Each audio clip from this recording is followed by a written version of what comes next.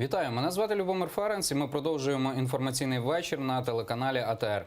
І сьогодні ми будемо говорити на завершення інформаційної частини нашого вечора про Єгипет, не Україну, а саме ми будемо говорити про Синайський півострів. Чому будемо говорити про Синайський півострів? Тому що деякі комплекси курортів Хургади, Шарм-аль-Шейха знаходяться на цьому Синайському півострові. І те, що відбулося у п'ятницю там в одній з мечетей, цю п'ятницю ще називають Чорною п'ятницею, там загинуло 305 людей. Хто це зробив, досі є запитанням. І у цій ситуації ми будемо розбиратися разом із журналістом телеканалу АТР Юрієм Мацарським. Доброго вечора, Юрій. І я пропоную перед тим, як ми розпочнемо розмову, хто і що там сталося, переглянути невеликий сюжет, який розповідає про Синайський півострів і взагалі, що являє собою ця географічна частина землі, яка зараз належить Єгипту, а колись, в принципі, це була спірна територія між Єгиптом і Ізраїлем. Арабская весна, опрокинувшая несколько ближневосточных режимов и ставшая причиной затяжных и кровавых войн, привела и к восстанию на египетском Синае. Воспользовавшись вакуумом власти, местные племена севера полуострова начали вооруженную борьбу с силовиками и местными чиновниками. Поддерживаемые финансово и идейно группировкой Хамас, многие из повстанцев примкнули к наиболее радикальным исламским течениям, включая и ИГИЛ. Значительные территории Синая на границе с Израилем и сектором Газа контролируются группировкой, объявившей себя частью большого исламского государства из 2014 года, называющейся Вилаят Синай, то есть Синайская область Всемирного халифата. Египетская армия и спецслужбы время от времени проводят силовые операции, призванные положить конец всевластию на Синае вооруженных групп, но серьезных успехов в этом пока не достигли. Отже, ми подивилися на великий сюжет, який розповідає, що зараз відбувається в Єгипті, а зокрема на Синаї. Юрій, давай розпочнемо розмову з того, що в принципі Єгипет має більшість мусульман. Так? І, да, фактично теракт був спрямований проти мусульман. Так? І зараз найбільш вірогідна версія, що це зробив ІДІЛ. Это одна из версий, действительно, за нее сразу же уцепились, потому что все то, что происходит, очень похоже по почерку на ИГИЛ, но есть одно серьезное «но». Это то, что ИГИЛ не взял на себя ответственность за этот теракт. Я напомню, что он берет всегда, если что-то, даже если все указывает не на него, не на это самое исламское государство, на кого-то другого, но какую-то, в первую очередь, пропагандистскую выгоду ИГИЛ из этого может извлечь, он берет на себя. Сейчас ИГИЛ хранит молчание, а по некоторой информации, более того, его представители открещиваются от этого самого теракта. На самом деле, помимо ИГИЛ, на территории Синая, в первую очередь на севере Синая, там две провинции, Северный Синай и Южный Синай, вот мы в первую очередь про Северный Синай говорим, действует около десятка группировок, которые можно назвать джихадистскими, да, которые с оружием в руках строят то, что они считают неким шариатским государством. Тобто вони входять там зі зброєю, все як має бути, да, так? Совершенно верно, совершенно верно. Этих группировок около десятка, ИГИЛ самая большая из них, но кроме того, там присутствует, например, еще и Синайская ветвь Аль-Каиды, и ряд других организаций, которые, кстати, часто внезапно вдруг появляются. Вот в 2016, в прошлом году, внезапно о себе объявила группировка Хасм, которая была какой-то небольшой, достаточно маргинальной, но тут она не только смогла громко заявить о себе, но и убить большое количество представителей сил безопасности, после чего, стало, если так можно выразиться, в тройке наиболее опасных группировок Синая. Еще стоит отметить, что в этом регионе Синай – это такой мост между Африкой и Азией, единственная, кстати, азиатская территория Египта. Там в основном бедуинское население. Если мне память не изменяет, 26 племен бедуинских живет на Синае. Бедуины традиционно кочевники. Тогда, когда чертились в границы на Ближнем Востоке, тогда, когда они перечерчивались в ходе арабо-израильских войн, эти люди не сидели на месте. Большинство из них, или, по крайней мере, большинство семей, большинство этих кланов так или иначе путешествуют между Израилем, Египтом, сектором Газа и даже частично Иорданией. Для них этих границ не существует. Более того, они в свое время замечательно наладили поставки самой разной контрабанды. В первую очередь, кстати, в сектор Газа, потому что он закрыт, перекрыт, и там достаточно сложное сообщение. Мы можем про это отдельно поговорить, про то, как этот сектор Газа существует. Так вот, в 2012 году часть этих бедуинских племен заключили соглашение с властями в Каире о том, что они будут помогать властям бороться против джихадистов. Ну, але там і конфлікт між Каїром і саме цією частиною Синайського півострова, тому що фактично Каїр не контролює цю частину, так? А он пытается это контролировать через свои прокси, как раз через эти самые бедуинские племена, которые заключили договор тогда еще с Мохаммедом Мурси, с президентом, пришедшим по итогам арабской весны к власти. Они с ним договорились, что они будут... Який був ісламістом. Он был исламистом, он принадлежал к братьям-мусульманам, да. Они договорились, что они будут поддерживать его, а в обмен постараются навести порядок на тех территориях, где они живут. И, кстати, стоит заметить, что действительно, по большому счету, бедуины смогли, только бедуины могли какое-то время действительно на равных воевать з ісламським государством. Але я говорю про те, що існує контроль, тому що Каїр вважає ці землі державними, а бедуїни вважають їх своїми.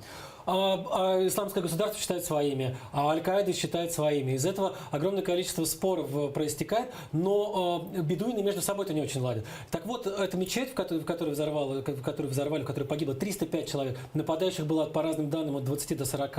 Причем там очень четко расписанный был теракт, как по нотам. Сначала взорвали бомбу, потом расстреляли тех людей, которые пытались выбежать из мечети. Тобто спершу на машинах привезли бомбу, машини вибухнули, вони заблокували виходи, і вже хто старався виходити, їх просто розстрілювали. Так еще по некоторым данным, потом уже, когда скорые отвозили людей в больницу, этих скорые обстреляли на трассе. То есть это был теракт, подготовленный, полсотни человек, судя по всему, участвовало, если не больше, в организации исполнения этого теракта. Так вот, эта мечеть принадлежит стоит на территории, принадлежащем одному из тех племен, которые договорились с Каиром.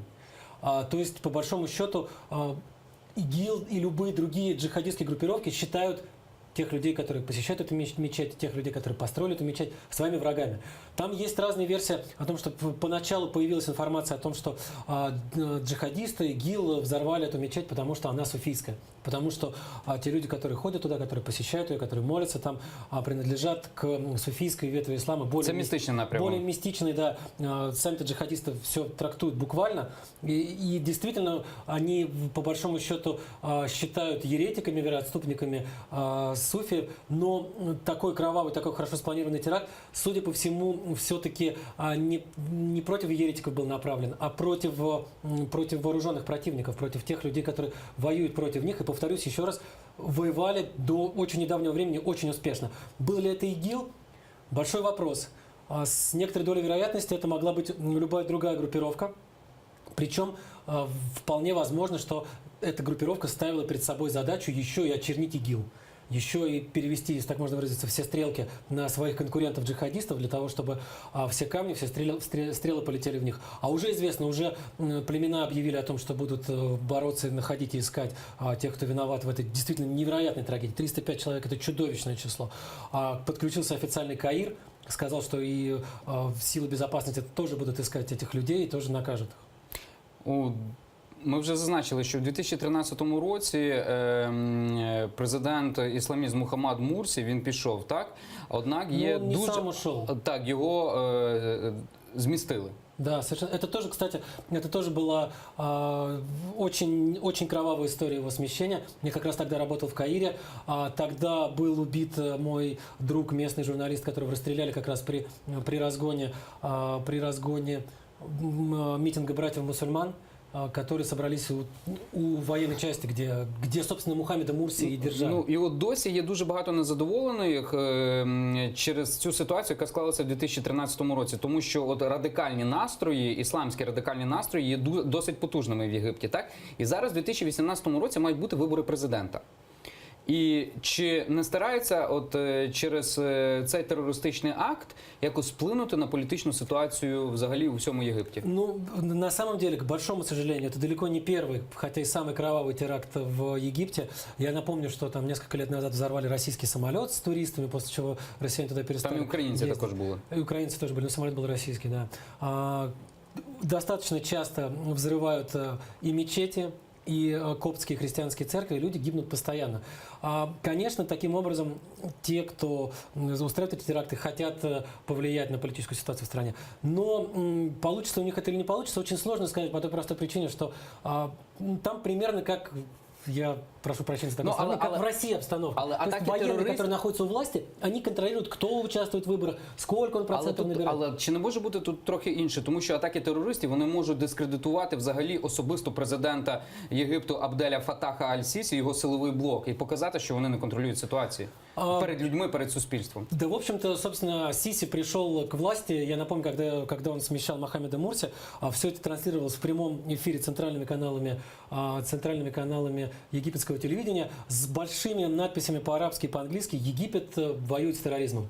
Он пришел под лозунгами, что мы победим террористов, обвинил Мухаммеда Мурси в том, что он террорист, пособник террористов. Начались гонения на как раз на братьев-мусульман. Многие из них, кстати, перебрались сейчас на Синай. И, судя по всему, в этих самых группировках принимают активное участие. Ну, по крайней мере, свидетельства об этом есть. Часть из них перебралась в Европу. В основном те, кто постарше, те, кто побогаче. А те, кто помоложе, те, кто порадикальней, перебрались как раз туда, подальше от гонений. Там демилитаризованная зона, там не так много сил безопасности, там всегда есть где укрыться. Так вот, эта война с терроризмом продолжается с 2013 года. Понятно, что террористы, если не побеждают в ней, то, в общем, довольно уверенно себя чувствуют. Но, опять же, пропаганду никто не отменял. Соответственно, вся эта пропаганда про Сиси строится на том, что кто, если не Сиси? Вы хотите, чтобы вернулись какие-нибудь очередные братья-мусульмане, всем стало бы еще хуже? Вы хотите, чтобы пришел человек, который вообще некомпетентен? Там действительно сейчас какие-то есть воспоминания, тоска по сильной руке, по какому-нибудь Хосни Мубараку, при котором относительно спокойно было жить в стране. Но и при Хосни Мубараке и при его предшественниках все равно были теракты. Все равно мало кто из президентов умудрялся дожить до собственной смерти без того, чтобы быть убитым как раз террористом из радикальних ісламістських движень. Але чому саме Єгипет? Тому що після 2005 року, коли вивели війська із сектору Газу, з цього моменту якби Синай став магнітом для джихад-терористів, так, туристів, я би сказав, наприклад, з Палестини, Йорданії, Саудівської Аравії, і фактично звітом легко би можна було робити атаки на Ізраїль, так? Сектор Газа вообще, на самом деле, вот с самого момента деоккупации, вывода израильских войск, вот он действительно манил к себе самых разных людей. А плюс ко всему, да, я вот повторюсь, это очень удобное место. Синай – это очень удобное место. Это мост между Африкой и Азией. Там и рядом и сектор Газа, там рядом и Египет, и Иордания, и масса других стран. Очень просто, кстати, оттуда, ну не очень просто, но при желании можно добраться до Ирака, до Сирии, как раз через территорию Палестины. Многие через Израиль умудрялись это делать. То есть это все решаемо, это все люди, которые умеют и знают, как это делать, спокойно этим пользуются. Главный продукт, который поставлял сектор Газа, и в том числе и на Синай, это идеология боевого джихадизма. Идеология боевого джихадизма, идеология немедленного восстания мусульман против своих угнетателей в разных точках своего мира, она действительно, то есть это простой ответ на самый сложный вопрос, который вот Хамас мог дать. Он дал этот ответ очень многим людям. Опять же, после того, как туда там вот в 2011 году как раз вспыхнули первые восстания. После того, как был смещен Хосни Мубарак, часть этих людей, которые уже к тому времени прекрасно себя чувствовали, решили взять власть в свои руки. То ли отколоть этот Синай, то ли просто сделать его какой-то такой своей серой зоной, где бы правили только они, непонятно. По крайней мере, ну вот до появления исламского государства, которое объявило это своим вилаятом, да, своей провинцией, каких-то там вот реально сепаратистских заявлений с той стороны не было слышно.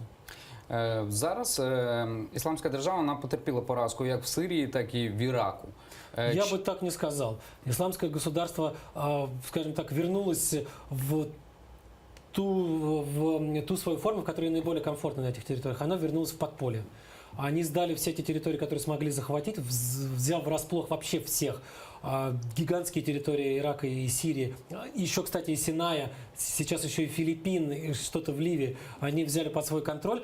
Сейчас с боями их оттуда выбивают, но часть из них уезжает на тот же Синай.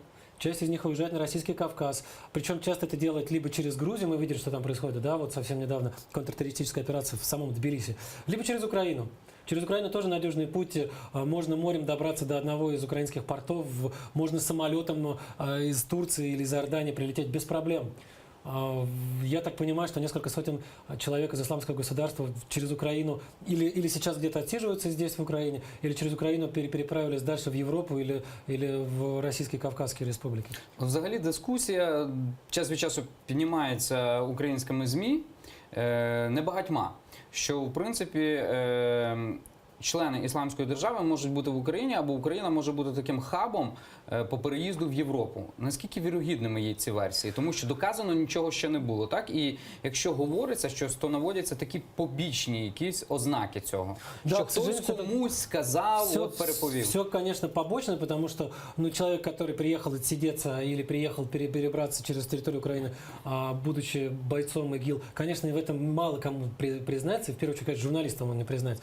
Но понятно следующее. Пока Украина, пока украинские спецслужбы заняты поиском российских агентов, российских шпионов, заняты противодействием оккупации Крыма и Донбасса, у них не так много времени и сил на то, чтобы заниматься кем-то еще, ловить кого-то еще. Именно поэтому сейчас Украина для многих тех людей, которые покидают Ближний Восток, является, ну, если не совсем уж не самым желанным местом пребывания, то тем местом, где действительно можно пересидеть, тем местом, откуда действительно можно через какие-то лазейки переправиться куда-нибудь в Европу, пускай в Восточную, пускай в Словакию или в Венгрию, а дальше уже переправиться куда-то в более развитые, в более богатые страны.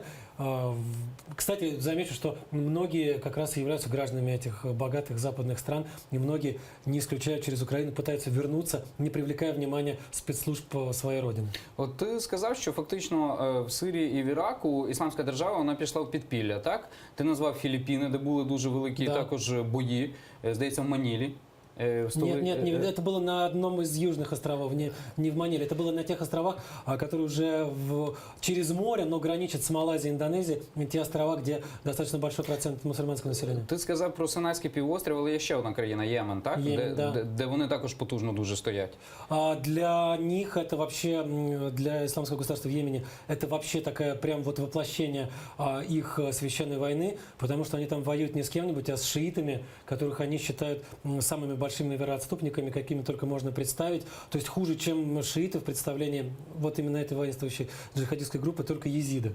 Поэтому для них это вот самое воплощение священной войны. Они воюют с повстанцами, с шиитскими, при этом они значительные территории Йемена уже контролируют и, в общем, не собираются сдаваться. По некоторым данным, кстати, исламское государство там в Йемене поддерживают, конечно, неофициально, но поддерживают деньгами и, вероятно, вооружением ряд исламских государств, которые при этом воюют с этим же самым ИГИЛом на других территориях. Тобто тут також така політика подвійних стандартів. Если ты видел эту картинку, кто против кого воюет в Сирии, где там 30 каких-то персонажей с названиями разных организаций и стран, все друг в друга целятся. Это вот то, что происходит на Ближнем Востоке. Мы видим, что там, я не знаю, на том же севере Сирии одни и те же группы то попадают в одни альянсы, то попадают в другие. Сегодня они друзья, завтра они уже воюют друг с другом, послезавтра одна группа распадается, переименовывается, вливается в какую-нибудь другую. Ну, так звані, наприклад, повстанці там воюють з військами Башара Асада, потім ті самі повстанці вливаються разом в ті війська Башара Асада, так? Так там этих повстанцев, они еще между собой От коли ми воюют. говоримо про повстанців, хто це такі, так? На самом деле там несколько группировок, там есть условно-светская позиция, то, что вот изначально была свободная сирийская армия, которая на самом деле уже фактически не существует, она только на бумаге существует. Есть джихадисты более умеренные, те, на которых делает ставку Запад. Вот туда, кстати, в основном и перешли те, кто воевал в свободной сирийской армии, а когда она перестала существовать как единое целое, они в основном разошлись по разным этим группировкам. Ну и сирийское ополчение, курдское ополчение севера Сирии, оно достаточно светское, плюс ко всему, там не только курды воюют, там есть отдельные батальоны арабские, есть и батальоны местных христиан, но условно это все называется курдское ополчение, потому что в основном действует в том регионе, который принято називати Сирійський Курдистан. От ми розпочали нашу розмову з Синайського півострова. Я би хотів також закінчити нашу розмову з Синайським півостровом. От ми багато говорили про Ісламську державу, і фактично доказів ще не наведено. Так, десь там наводилися деякі твердження, що видно було чорний прапор Ісламської держави. А чи не міг бути цей теракт підготовлений якимось іншим з метою дискредитувати Ісламську державу? Так, от є там Ісламська держава, ми там якісь Да, я свої уже говорю, что штуки. это могли быть какие-нибудь другие джихадисты, какая-нибудь другая боевая группа, как раз с целью навредить своему Хто є ще противнику. настільки потужним, наприклад, як Ісламська вот держава? уже Хасм, про который я уже упоминал. Ну и в первую очередь это Аль-Каида в тех краях, она тоже достаточно сильная.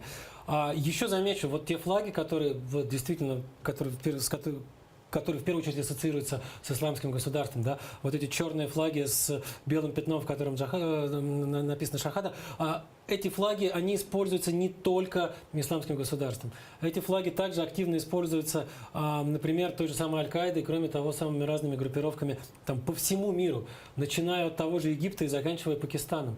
Это вот очень распространенная со времен аббасидского халифата символика. Поэтому однозначно утверждать, что эти люди, которые были с этими флагами, были представителями исламского государства, но я бы не стал. Тем более, повторюсь, да, это могло быть сделано для дискредитации исламского государства, для того, чтобы направить против него всю мощь египетской армии, всю мощь, кстати, хорошо вооруженных племен, а з некоторой долей вероятности ще і близлежащого Ізраїля. Якщо говорити, наприклад, про джихадистів, які знаходяться на Синайському півострові, різних груп, так? Бо, наприклад, щодо однієї групи йде мова, що там, наприклад, вони налічують 2000 там озброєних людей, хтось 9000 озброєних людей.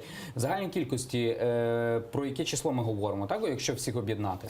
Вот смотри, в Сирии на момент наибольшего распространения территориальной экспансии исламского государства по разным оценкам было от 30 до 100 тысяч боевиков. То есть людей с оружием в руках. Не берем тех, кто в штабах что-то планирует, не берем там их жен, детей, малолетних родственников, которые с ними приезжают. Ті, які воюють безпосередньо в полі. От 30 до 100 тысяч человек по разным оценкам. Я так предполагаю, что истинно где-то посередине, то есть 60-70 тысяч человек на момент, когда они заняли пол Сирии, если не больше, было в рядах этого самого исламского государства.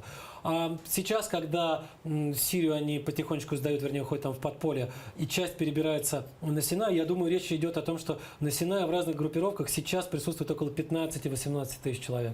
Для офіційного Каїра, так, для військових Єгипту, буде важко їх всіх вибити, чи вони цього навіть не будуть старатися робити? Они время от времени это пытаются сделать, они время от времени заходят на те территории, которые контролируются то одной группировкой, то другой группировкой. Время от времени можно сказать, что эти действия успешны, но у джихадистов есть возможность, например, отсидеться в секторе Газа, через эти подземные туннели туда уйти. У джихадистов есть возможность... Многие из них, кстати, пользуются поддержкой со стороны местного населения. Часть племен против, часть племен Так само, за. як Ісламська держава колись, коли заходила в Сирію і Лівію. Они дают простой ответ на сложный вопрос. Они воплощают справедливость.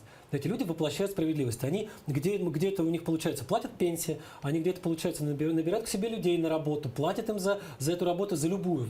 Кто-то траншеи копает, кто-то с автоматом бегает. Но и тот, и другой получает деньги. Тогда как, там, скажем, при Мурси и Мубараке ничего такого не было.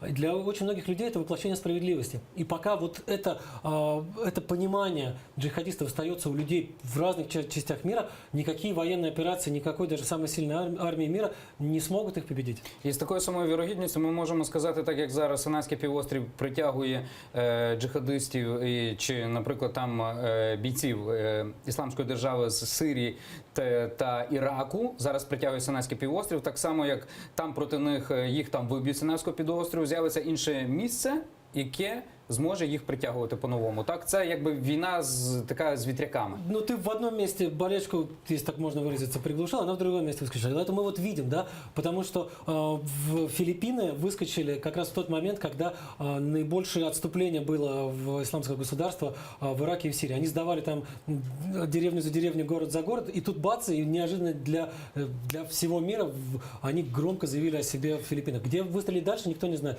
С большой долей вероятности, кстати, будет Российский Кавказ. Дякуємо Юрію Мацарському, журналісту, з яким ми говорили про ситуацію на Синайському півострові, а також у Єгипті. Мене звати Любомир Ферен. Завершимо інформаційний вечір на телеканалі АТР. Вже через кілька десятків хвилин програма «Прайм» з Османом Пашаєвим.